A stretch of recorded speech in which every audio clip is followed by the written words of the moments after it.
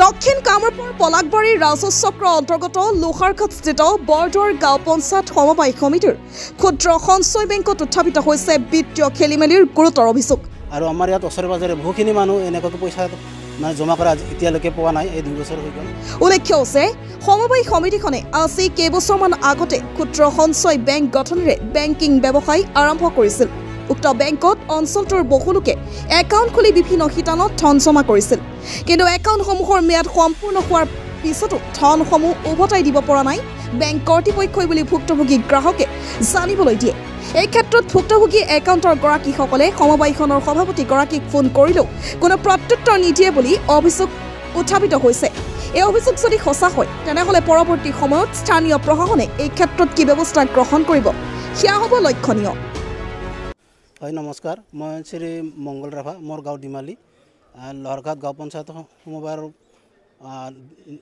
নিবাসী হওঁ। মই লোহাৰঘাট গাঁও পঞ্চায়তৰ সমবায়ৰ যি ক্ষুদ্ৰ সঞ্চয়ত পইচা মই মানে ডেইলি 100 টকাকৈ জমা কৰিছোঁ এক বছৰৰ কাৰণে। জমা কৰিছিলোঁ 23/3/2023 চনত। মেচুৰিটি ডেট আছিল মোৰ 2/3/2024। আজিলৈকে মুঠতে 2 বছৰে হ'ল। মই পইচাটো আজিলৈকে পোৱা নাই। মই বহুকেইবাৰ যেনে পইচাটোৰ কাৰণে গ'লোঁ, পইচাৰ কথাটো ক'লোঁ, মানে পইচাটো আহিব বুলি কৈ আছে। লোহাৰঘাট সমবায় সঞ্চয়ত যিজন সভাপতি আদিত্য ৰাভা, তেখেতৰ নেতৃত্বতে এই অনুষ্ঠানটো চলিছিল। আৰু আমাৰ ইয়াত ওচৰে পাজৰে বহুখিনি মানুহ এনেকুৱাকৈ পইচা জমা কৰা এতিয়ালৈকে পোৱা নাই, এই 2 বছৰ হৈ গ'ল।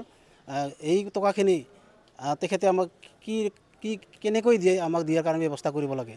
ইয়াত মানে এইখিনি অঞ্চলত যিমানখিনি গাঁও আছে চবতে আছে, মানে 2-3জনকৈ, কিছুমানে পাল, কিছুমানে পোৱা নাই, কিছুমানে দিম বুলি থকা আছে, কিছুমানে কিস্তি অলপকৈ দি আছে।